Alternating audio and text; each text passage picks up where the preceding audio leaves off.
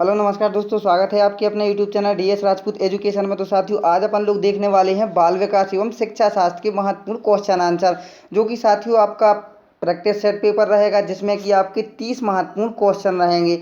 तो आशा करता हूं आप लोग इसको जरूर देखेंगे, शुरू से अंत तक जरूर देखेंगे। अगर आप लोग UP TET, C TET, super TET जैसे एग्जाम्स की तैयारी कर रहे हैं, या किसी भी अदर स्टेट जो कि टेट होता है, ठीक है, प्राथमिक शिक्षक पात्रता जो परीक्षा होती है, अगर आप लोग उसकी तैयारी कर रहे हैं तो आपके लिए बहुत ही नॉलेजेबल वीडियो होने वाली है दोस्तों। बहुत ही शानदार क्वेश्चन है, सारे के सारे क्वेश्चन एनसीईआरटी बुक पर आधारित क्वेश्चन है। तो आशा करता हूं आप लोग शुरू से अंत तक जरूर बने रहेंगे हमारे साथ। तो चलते हैं, वीडियो को स्टार्ट करते हैं। साथियों, आपको जो जिस क्वेश्चन का भी आंसर आता है तो आपको आंसर कमेंट करते हुए चलना है। देखेंगे नॉन स्टॉप वीडियो, बिना आपको डिस्टर्ब किए हुए। तो देखते हैं वीडियो।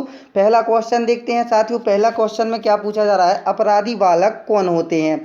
तो आप लोग जानते ही होंगे कि अपराधी बालक कौन होते हैं, ठीक है। तो आपको पता होगा तो आप लोग जरूर आंसर कमेंट करिएगा। जो असामाजिक कार्य करते हैं, जो शिक्षक के लिए सिरदर्द होते हैं, जो कक्षा में अव्वल आते हैं, या जो समाज में रहना पसंद नहीं करते हैं। तो साथियों, अपराधी बालक जो होते हैं वे बालक होते हैं जो कुकर्म करते हैं समाज के प्रति, समाज में गलत कार्य करते हैं, यानी कि अपन उनको कह सकते हैं कि जो असामाजिक कार्य करते हैं, ठीक है। तो ये क्या हो जाएगा, आपका पहला ही ऑप्शन राइट आंसर हो जाएगा। नेक्स्ट क्वेश्चन देखते हैं। नेक्स्ट क्वेश्चन में पूछा जा रहा है कि पाठ्यक्रम निम्नलिखित में से शिक्षण के कौन से चरण में आता है। तो क्या पूछा जा रहा है, पाठ्यक्रम के बारे में पूछा जा रहा है कि पाठ्यक्रम जो है वो शिक्षण के कौन से चरण में आता है। तो आप लोग अगर पता है आपके लिए तो आप लोग आंसर जरूर कमेंट करेंगे, नहीं पता है तो आप लोग देखेंगे और अपने माइंड में सेव करेंगे। तो साथियों, जो पाठ्यक्रम आपका आता है वो स्वतंत्र चर में आपका आता है, ठीक है। क्या हो जाएगा इसका राइट आंसर, स्वतंत्र चर हो जाएगा। नेक्स्ट क्वेश्चन देखते हैं। स्मिथ ने शिक्षण की ध्रुवी प्रक्रिया में कार्यवाहक माना है। तो किसको कार्यवाहक माना है स्मिथ महोदय ने। ये बाल मनोवैज्ञानिक थे दोस्तों। अभिभावक को माना है, शिक्षक को माना है, शिक्षार्थी को या पाठ्यक्रम को। तो दोस्तों आपको बता दें कि ध्रुवी प्रक्रिया में जो इन्होंने कार्यवाहक माना है, यानी कि इन्होंने जो प्रमुख माना है वो एक शिक्षक को माना हुआ है, ठीक है। नेक्स्ट क्वेश्चन देखते हैं। नवीन ज्ञान तथा नवीन प्रतिक्रियाओं का अर्जन करने की प्रक्रिया अधिगम प्रक्रिया है। ये कथन किसका हो जाएगा साथियों। ये कथन आपका जो कथन है जो कि आपके लिए पता ही होगा कि ये कथन जो है दोस्तों, ये आपका हो जाएगा वुडवर्थ महोदय का, ठीक है।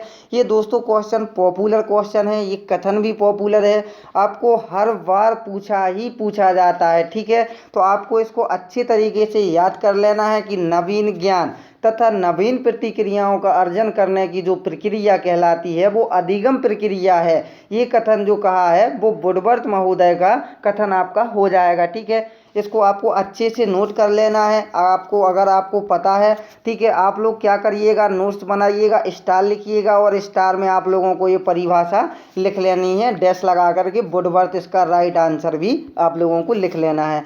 नेक्स्ट देखते हैं। तत्परता का नियम किसने दिया था। ये क्वेश्चन भी आपको पता होगा, पॉपुलर क्वेश्चन है। इन्होंने जो नियम दिए थे दोस्तों वो दिए थे थर्नडाइक जी ने, ठीक है। तत्परता का नियम किसने दिया था, प्रयास एवं भूल, ठीक है। तो किसने दिया था, थर्नडाइक ने दिया हुआ था। Next question. रॉस ने संवेग को कितने प्रकार में बांटा है। तो रॉस ने कितने प्रकार को बांटा है संवेग को दोस्तों, बताइए आप लोगों को आंसर आता है। तो रॉस ने जो आपको संवेग को बांटा है वो 3 प्रकार से बांटा हुआ है, ठीक है, 3 प्रकारों में बांटा हुआ है। नेक्स्ट क्वेश्चन शानदार क्वेश्चन है। भारत के संविधान में किसके लिए निःशुल्क शिक्षा अनिवार्य शिक्षा के रूप में प्रावधान है, अनुच्छेद के हिसाब से, ठीक है। आपके जो कानून है, कानून के हिसाब से कौन सा अनुच्छेद है वो आप लोगों को बताना है, ठीक है। तो बताइएगा, इसमें आपको बताना है कि कितने वर्ष तक के बच्चों के लिए निःशुल्क शिक्षा का प्रावधान है। तो इसका जो राइट आंसर हो जाएगा दोस्तों, 14 वर्ष तक के सभी बच्चों के लिए निःशुल्क शिक्षा का प्रावधान दिया गया है 2021 का में और आपका 42 में, ठीक है। नेक्स्ट क्वेश्चन देखते हैं। अभिप्रेरणा की व्याख्या जन्मजात मूल प्रवृत्तियों के आधार पर की जा सकती है। ये कथन किसका हो जाएगा, ठीक है। मैकडूगल ने, कर्ट लेविन ने, फ्राइड ने, स्किनर ने, ठीक है। तो आप लोग बताइएगा। दोस्तों अभिप्रेरणा की जो व्याख्या जन्मजात और मूल प्रवृत्तियों के आधार पर की है, तो आपको जहाँ भी मूल आ जाए तो मूल से आपको याद रखना है मैकडूगल, ठीक है। तो ये मैकडूगल की आपकी परिभाषा हो जाएगी या इन्होंने कहा हुआ है। तो राइट आंसर आपका ये ऑप्शन हो जाएगा। नेक्स्ट क्वेश्चन देखते हैं, निम्नलिखित में से कौन सा जन्मजात प्रेरक नहीं है। शानदार क्वेश्चन है, ये पूछा जाता है भूख है, प्यास है, आदत है या नींद है, जन्मजात प्रेरक नहीं है, ये पूछा जा रहा है, ठीक है। क्या हो जाएगा इसका राइट आंसर।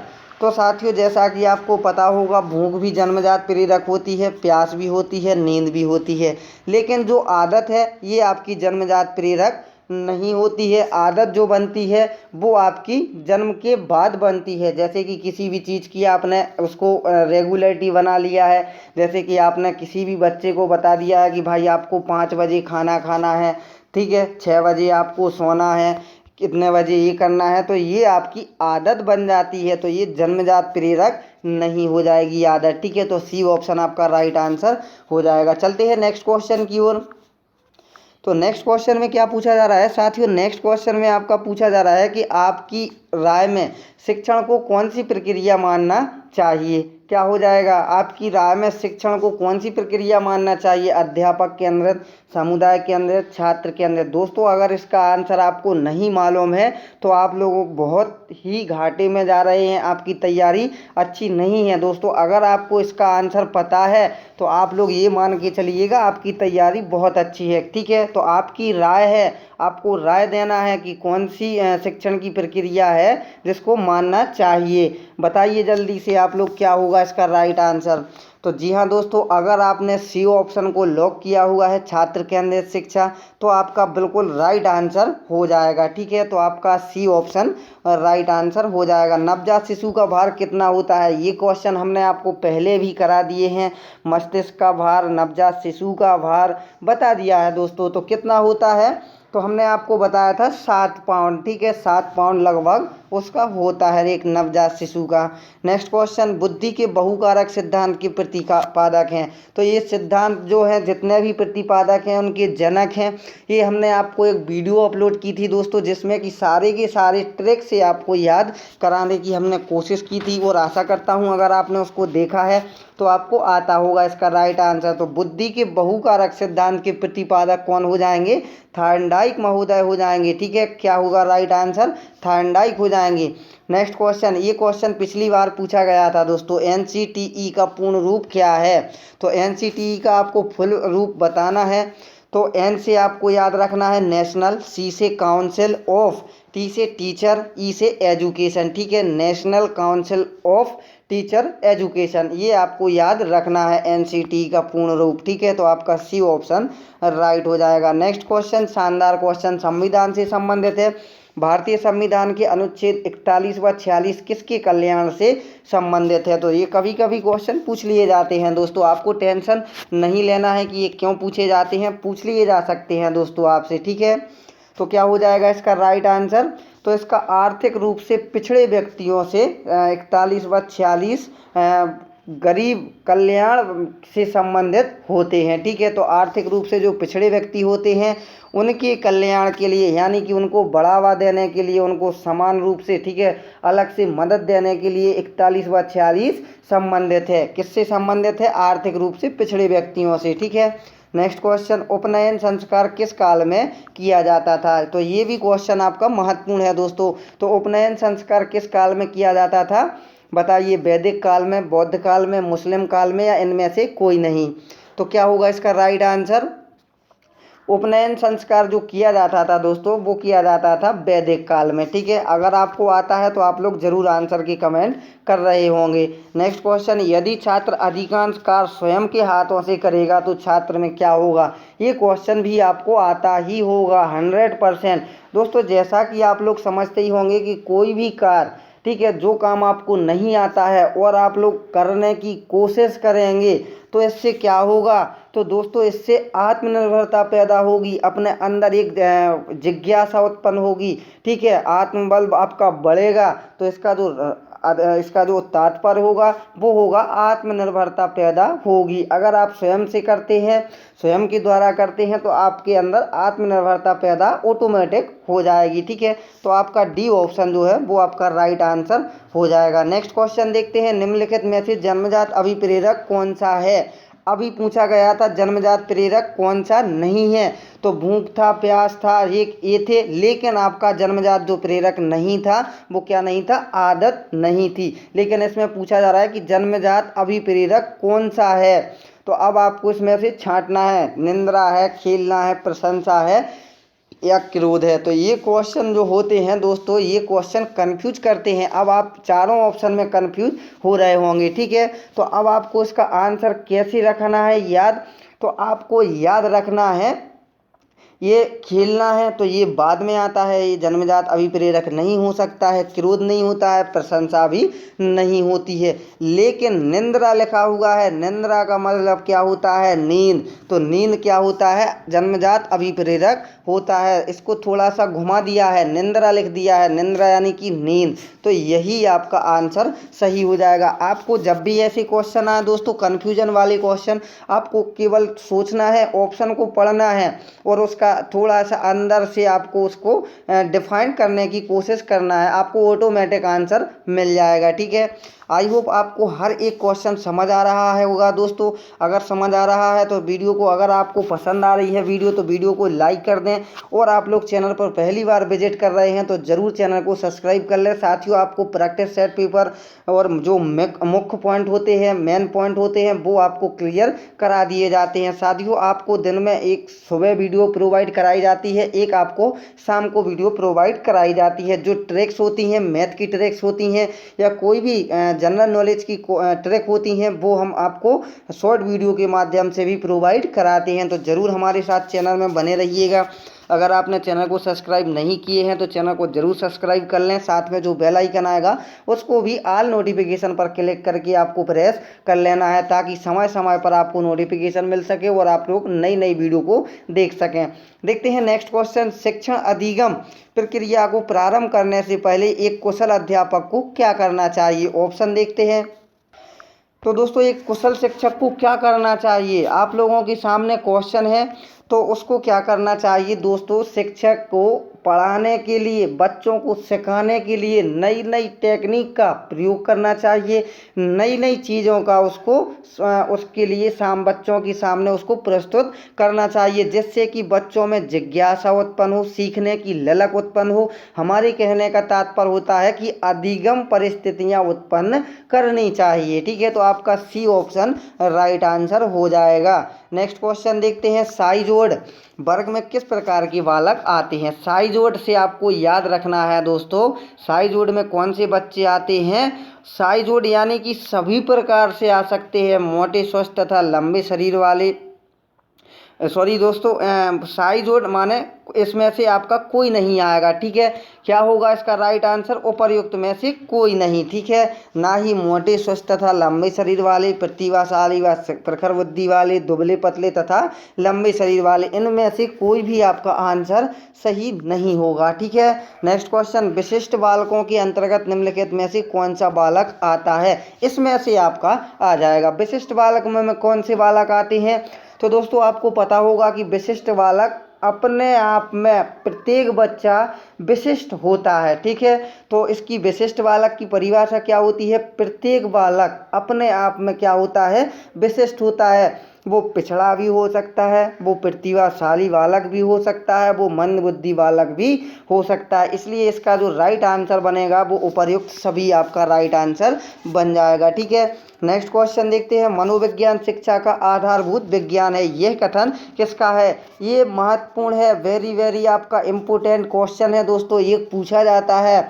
तो ये कथन जो होगा, मनोविज्ञान शिक्षा का आधारभूत विज्ञान है, ये कथन है स्किनर का। ठीक है, आधुनिक मनोविज्ञान का अर्थ है, तो आधुनिक मनोविज्ञान का अर्थ क्या होता है, आधुनिक मनोविज्ञान का अध्ययन जो होता है, विज्ञान का अर्थ होता है व्यवहार का अध्ययन करना। ठीक है, क्या करना? व्यवहार का अध्ययन करना।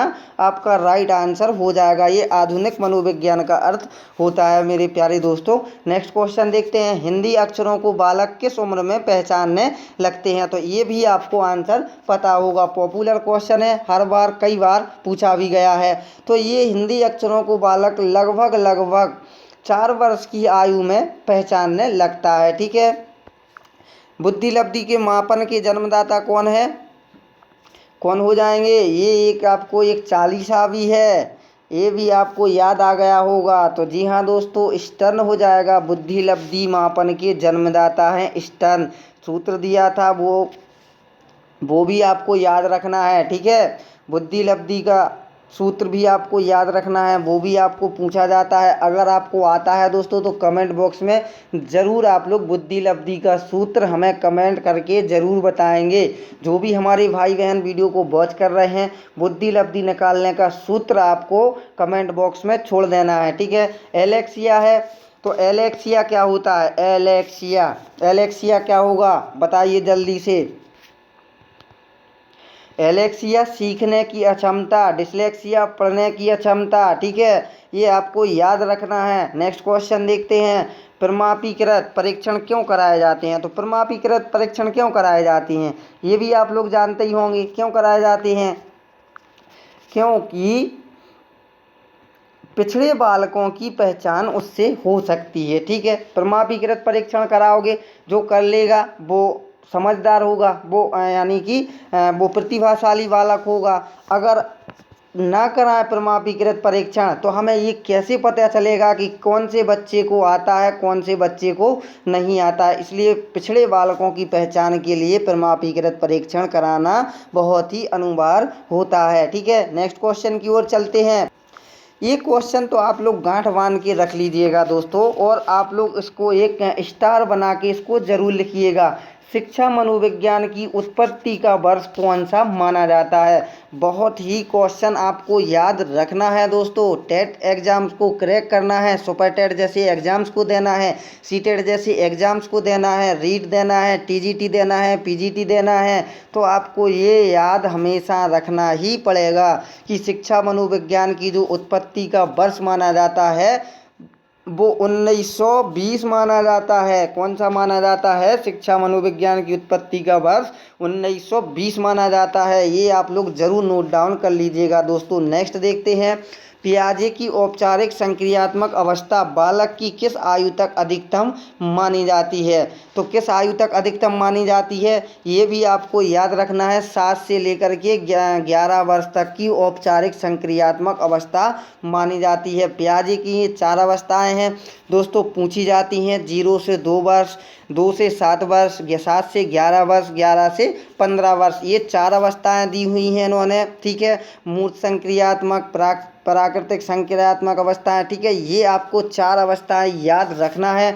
नेक्स्ट क्वेश्चन देखते हैं, जड़ बुद्धि बालक की IQ बुद्धि लब्धि कितनी होती है? तो जड़ बुद्धि क्या मानी जाएगी? जड़ बुद्धि दोस्तों जो मानी जाएगी वो सबसे कम मानी जाएगी। ठीक है, ये मानी जाएगी आपकी 71 से कम। ठीक है, 111 से 120 के उसमें सामान्य आपका आ जाएगा। ठीक है, नेक्स्ट क्वेश्चन देखते हैं, गर्भ में बालक को विकसित होने में कितने दिन लगते हैं? एक क्वेश्चन में आप लोग कभी कभी डाउट महसूस करते हैं दोस्तों, इसका जो राइट आंसर होगा वो 280 होता है।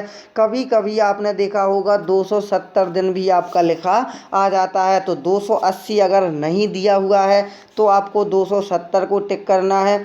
अगर 270 नहीं दिया है तो 280 ही आपका राइट आंसर माना जाएगा। ठीक है, तो आशा करता हूं दोस्तों आपको ये वीडियो पसंद आई होगी। अगर आपको वीडियो पसंद आई हो तो वीडियो को लाइक कर दें अगर आपने अभी तक नहीं किया है। और आप लोग अगर आपने अपने YouTube channel DS Rajput education पर पहली बार विजिट कर रहे हैं तो चैनल को सब्सक्राइब करना बिल्कुल मत भूलिएगा। तो और जैसे ही सब्सक्राइब करोगे साथ में एक बेल आइकन आएगा, उसको भी ऑल नोटिफिकेशन पर क्लिक करके आपको प्रेस कर लेना है। तो इसी आशा के साथ चलते हैं साथियों, मिलेंगे नेक्स्ट वीडियो में। जब तक के लिए जय हिंद, जय भारत, वंदे मातरम दोस्तों।